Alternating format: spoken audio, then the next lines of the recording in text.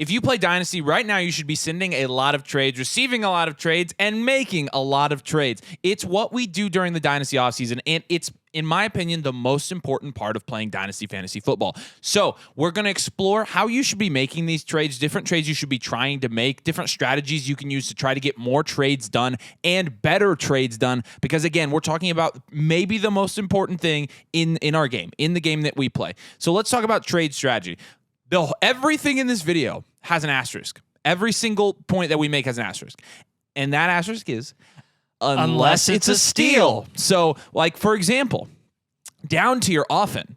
And that's going to be one of our main points here. Down tiering is something that we love to do. One of our favorite trades in Dynasty is down tiering from some player that has a significant amount of value to a player that scores as many fantasy points as that player that you're down tiering from, because it's about points, and getting a draft pick or 2 draft picks or lots of draft capital on top. For example, in one of our most recent videos, we talked about some pivot options that you could make, and we talked about trading Jamar Chase for Puka, who scores the same amount of points, and then also getting a draft pick on top. So I would love Puka in a first. Oh, people aren't doing that in my leagues. We're going to talk about that as well. So do not get in the comments and say nobody's doing that. But the asterisk there is if you can up tier if it's a steal. But again, similar production and add a pick. These are our favorite types of trade in Dynasty. Not only are you making a lateral move from a production standpoint, you are insulating that trade and the value that you would lose and that you do lose when you trade away a proven stud, somebody who has value insulation. You are completely insulating that trade with a draft pick. Most of the time in a big down tier, you want that draft pick to be a first. At least a first, because firsts are far more insulated than seconds are, but also they increase in value far more than seconds do. So down tiering to a player and a first. If you can send these trades right now in Dynasty leagues, I would highly recommend you do it. And it doesn't just have to be 24 firsts right now, okay? You can go and make trades and down tier and include 25 firsts in your trades. Why? Because do not forget, in August, all of a sudden, 25 firsts are the new 24 firsts. And they're just as valuable as 24 firsts were. I know. And already... shocking. And already you see people, the 25 class. Oh, this 25 class is loaded. It's the next best class. Now that 2028 class. I know. You I'm just excited. wait. I'm excited for that one. Those current high school seniors, that's going to be insane. Yeah. But... okay, they wouldn't be high school seniors. That was a joke. But down tier often, down tier for production, down tier with picks to value insulate your trades. Make those type of trades right now, and you're probably going to have good results with your trade right now. And I know some people, when they heard us say down tier, were turned off from that idea because we've been screwed by that before. You don't down tier from a guy that scores 20 points to 2 guys that score 10 to 12 points per game. You don't down tier to get depth. You down tier for upside and market value upside. You'll hear us talk about that all the time. And that's something where when I'm recommending to rebuilds for rosters that I do team blueprints for over at flockfantasy.com, when I do those team blueprints and there's a team that's very, very depleted of assets, but they have a couple, you could say cornerstone guys, like they have Jamar Chase, but nothing really else. They've got Mahomes or Josh Allen, but nothing really else. Why don't you trade away, like Avery said, a Jamar Chase and go get one of those players? We got to stop using Jamar as an example, right? Because people are getting so mad about it, which is hilarious. But say it's let's see, give me somebody. Say it's Amon-Ra St. Brown, for example, or Bijan Robinson. But if you down tier from Bijan to somebody, Breece Hall plus, Jonathan Taylor plus. Jonathan Taylor's going 2 rounds behind. That's our example. I don't want to get the Bengals fans all Kyron Williams plus. Yes, apparently so. Yeah. So in big trades, ask yourself, am I getting the best player in this deal? If you're down tiering, you're obviously not. But a lot of times we get these huge freaking trades. So we got this trade from our guy Morgan on the Discord. And the trade was he was sending away Jamar Chase and Brock Purdy for DJ Moore, Nico Collins, the 108, the 111, and a 25 mid to late first. And yeah, you can say, okay, one side has 3 draft picks. Well, let's analyze this here. The 108 is right after that teardrop that we've identified already for this year, after the 107 in rookie draft. So it's not an elite or premium rookie pick. The 111 is as good as the 202, 203. A 25 mid to late first, it's great, but you're sending away Jamar Chase and Brock Purdy. Yeah, you get DJ Moore back, you get Nico Collins back. There are 5 like solid assets there. but you're trading away 2 elite assets. And so in those trades, sometimes I like to say, okay, are you getting the best player in the deal? And in this case, in a super flex league, you're getting a quarterback, or you're sending away a quarterback, and you're sending away Jamar Chase. You're sending away the 2 best players in the deal. That's when I don't do it. That's one of the things I like to look at when we get trades submitted over on our Discord at flockfantasy.com, which, by the way, you have access to, and you can get a team blueprint if you use code domain. Yeah, I did. You can use code domain, choose another flock tier. You get one of these team blueprints for your team. Get access to the Discord, our DMs. You get our exclusive flock-only YouTube videos that we post for them. You get our articles, you get our Dynasty rankings. So, like I said, flockfantasy.com/domain. Use code domain. Choose Mother Flocker tier to get a blueprint. But a lot of times when I get those trades, that's what I ask myself. Are you getting the best player in this deal? Yeah. And if you're not, and unless you're down tiering like we talked about, you probably should just not be making the trade. So. Yeah, completely agree. And on top of that, we're going to say to target free agents or those assets that are getting real close to their rookie contract expiring, whether they're in year 4 or, exercising their 5th-year option, and really their the state of their team is kind of up in the air the following season. Maybe they'll get traded away or whatever. So some of those players that we had in mind, especially in 2023, that we were keeping an eye on, was a Brandon Ayuk, hoping that we could get him before he skyrocketed in value. Look where his value is now, because people are anticipating that he's either going to produce like a wide receiver 1 next year or go to a different team. It's too late. T. Higgins is one of those wide receivers right now where people haven't quite caught on to that yet. Yeah. I think a lot of people are still holding on to the small chance that he'll take a pay cut and stay with Cincinnati. I find that very unlikely in this new wide receiver landscape in the NFL, which is there's a lot of money going around there.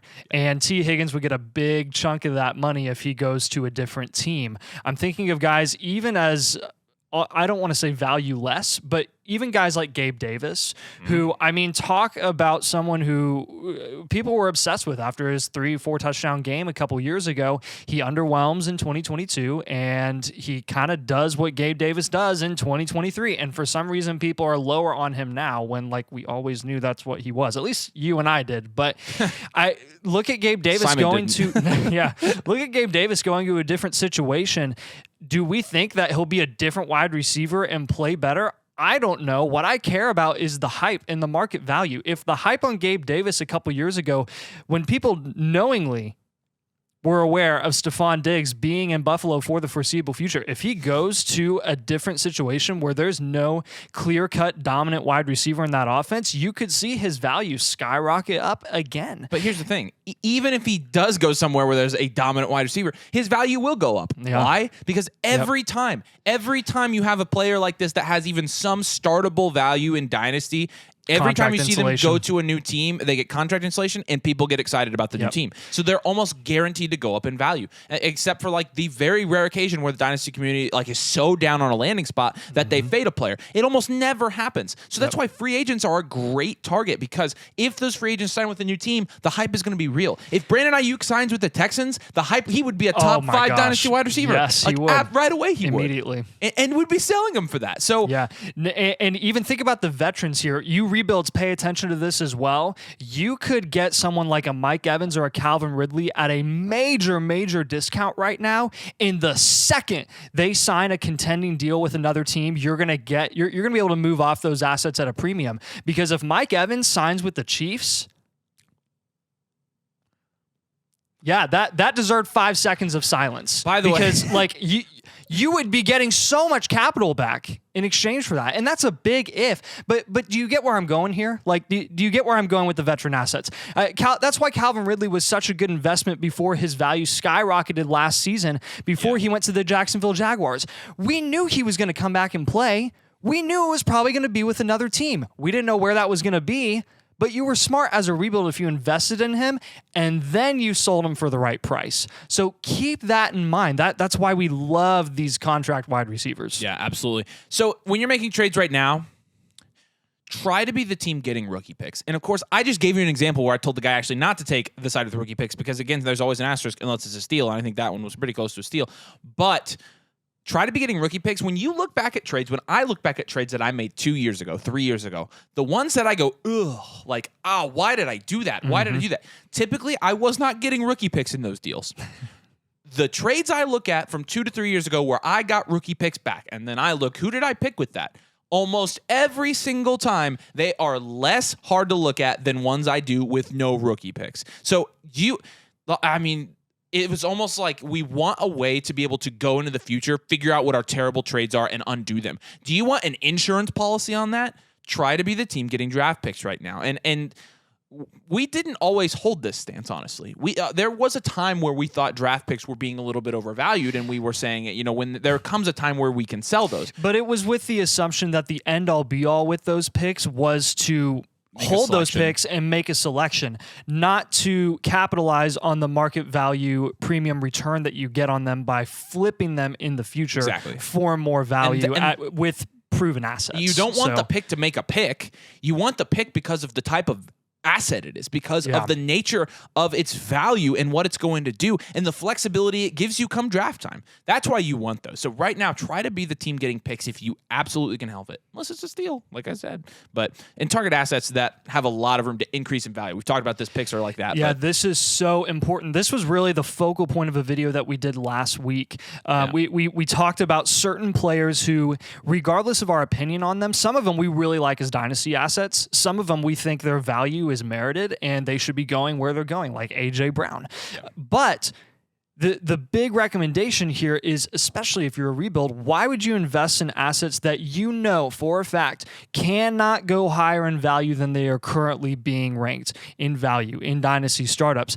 Go for the guys that have a ton of room to grow. Like some of these assets that I'm thinking about right now at the wide receiver position are Jaden Reed and Josh Downs. Those guys have not hit their maximum value. Jackson Smith and Jigba, talk about upside, talk about draft capital, talk about what he did in college. And you know that they could, the chances of Jackson Smith and Jigba moving up 2 to 3 rounds is like infinitely higher than AJ Brown. And not even that. Like he's the wide receiver 21 right now. You're talking about a 21.9-year-old wide receiver that was a first-round selection, that was heralded as the best wide receiver in his class, that we saw 1 year of behind DK and Tyler Lockett. He's the wide receiver 21 according to Keep Trade Cut, and you don't think he's going to go higher than that for the rest of his career? Mm-hmm. You sure about that? You sure about that? You sure about that? I love that show. And even at the running back position too, I'm thinking about guys like Travis Etienne. Like if you're looking to invest in a guy who had a pretty successful season, how much higher is Travis Etienne going to be ranked? Because he's getting further and further away from the beginning of his rookie contract. He's actually going into his 4th year this coming season. He's a lot older than people really think. Why not pivot and go invest in a guy like Tyjae Spears at half the price, who is going into the 2nd year of his rookie deal, and we haven't even seen a full load for him in Tennessee's offense. Tyjae Spears, by the way, who was the running back 20 when we made that video about him, he's the running back 14 now. Wow. People are really starting to catch on with Tyjae Spears, but that's a great example. It's a great example of a situation where a guy has room to increase in value. If Tyjae Spears has one game next year at the beginning of the year where he has like 200 yards total, he will be a top 7 dynasty. I mean, like, we are so reactive. Like, take advantage of people. Kyren Williams is by far and away the best running back value in dynasty right now because of where he's going compared to what he did production wise with the LA Rams this past season. Like we say this time and time again, there is no guarantee for any running back in football right now past 2 to 3 years, and Kyren Williams is in that group of guys that has a guaranteed situation for about the next 2 to 3 years. So really, why is he being shorted? Because of his draft capital and because we know that Sean McVay isn't going to pay him to a second deal. Like, that's irrelevant at this point. Running backs are should borderline be treated as contending assets as it is. So if you're getting Kyren Williams, who averaged 22 points per game in like the 4th or 5th round, yes, please. Yes, please. Yeah, absolutely. I totally agree with that. Sell your running backs is going to be the next one. And this one's interesting because you have some 180 there. No, not quite. No, not quite. It's actually not. And the caveat to this is if the situation, not just the team, the situation isn't guaranteed for the next 2 to 3 years. We're talking about Travis Etienne. Yes, the team probably going to be decent for the next 2 to 3 years, at least decent with Trevor Lawrence. Is his individual situation guaranteed for 2 to 3 years? No. What about DeAndre Swift, a guy that Nathan loves? Nathan, should we be holding DeAndre I Swift right don't now? love DeAndre Swift. I liked his value last year with the Eagles. Nathan, who is the biggest DeAndre Swift fan you'll ever meet. This man sold his soul for DeAndre Swift. I has did not always sell my called him the soul. best running back of all time. I think you're getting me mistaken with you. No, I don't know. I would not do that. What should we be Okay. doing with DeAndre Swift, though? Avoiding him at all costs. And selling him where you can. Kenneth Yeah. Walker, Javonte Williams, Brian Robinson. They're Those not are just hard, a few. They're not hard sells, but their situation is anything but secure. So if you're not a top 4 team in your league as well, you really shouldn't be owning running backs right now. I mean, again, our running back strategy has shifted a little bit more towards I'm going to get out on these guys right now, and then once the draft and free agency and whatnot all takes place, I'll buy into the guys I really think will have a role this year. You can get starting running backs for cheap. Brian Robinson's a good example of that, actually. Yeah, and you do that if you're not a top 4 team. Like if you do not know which technically no one knows for a fact in the offseason, but if you are like pretty dang sure that you don't even have a chance to be a top 4 team in 2024, why are these running backs on your roster? And I would say also, if you're not a top 4 team, then you probably shouldn't have running backs on your roster either. So That's what I just said. I know, and you said it right after I said it. I didn't realize. Anyway, I know. I was like, why are you repeating that? Go to the next point, though. They're going to enjoy that one. So, by the way, no, I'm just kidding. So, by the way, we're going to tell you to buy wide receivers in general and quarterbacks with elite upside. This is going to apply to any contenders who are looking to rebuild and get some security past them contending for maybe one more year, and obviously rebuilds. The last position you want on your roster as a rebuild is running back during the offseason. So buy wide receivers, like we said earlier. Those ones that are going into contract years, they don't have to always be rookie wide receivers. We love rookie wide receivers. We think they're a great investment. Those who go in the first round, 80% of them over the last 6 years have maintained their value going into their second season. But those assets that are, still pretty young, 25, 26 years old, those are not old wide receivers. They have multiple years before they start to perpetually decline in value. I mean, I'm talking about T. Higgins. I'm talking about Michael Pittman. Michael Pittman is a huge one right now. Yeah. So those are the guys we want you to target there. And at quarterback, I've said this in videos before. I think I said this in like 2 videos ago or something. I cannot tell you how many people I have told to invest in Kyler Murray. And if Kyler Murray screws me this year, that kind of sucks. But there is no quarterback in Dynasty right now whose startup value is a greater value at the quarterback position than Kyler Murray, who is the only quarterback in football right now who does not have first round startup value while having a huge guaranteed contract. Not just a huge guarantee, it's a huge guaranteed contract that is up to date with the current market value of QBs. He's the only one. Really, what is the difference between Trevor Lawrence and Kyler Murray? What is the difference, between Justin Herbert and Kyler Murray? The difference is Kyler Murray scores more fantasy points. Oh. And is more consistent. Oh. And has more rushing upside. Oh. I think we get kind of caught up with the narratives of these players in the NFL who they kind of get a bad rap. And yeah, Kyler Murray wore a bra. So what? It doesn't matter. Does that negatively impact the amount of points he scores on a Sunday? Does that negatively impact the contract that he is guaranteed for the next 3 years? Kyler Murray plays Call of Duty. So what? I did. I don't now because I don't have any freaking time, but I would. Call of Duty's fun. Call of Duty's fun. Yeah. This is my last point. Quit acting like you play in the best dynasty league of all time, that you're some freaking all-star and everybody in your league is top-notch market value analysis stock traders. Yeah. That nobody makes these never trades. happens in that my doesn't league. happen. We get those. You have no idea. Just save it. I should have said that at the beginning of the video. Yeah. But you have to work your league mates. It's almost a psychological experiment when you're negotiating a trade. It really is. You have to negotiate. If you're not down for that, then you might not be playing the right game, because at Dynasty, a lot of it is essentially trying to fool people. Mm-hmm. But when you fool them, there is no better feeling in the world. All right. That's some trade tips for you. Do us a huge favor. Make sure you drop a like on this video. And make sure you subscribe to the channel if you play Dynasty Fantasy Football, because we play Dynasty. We love Dynasty. Ooh. We think about Dynasty all the time. We talk about it. Sometimes I dream about Dynasty. Nice. Sometimes I think about it so much that I can't think about anything else. That's why you should subscribe. So, yeah. All right. Appreciate you guys. See ya.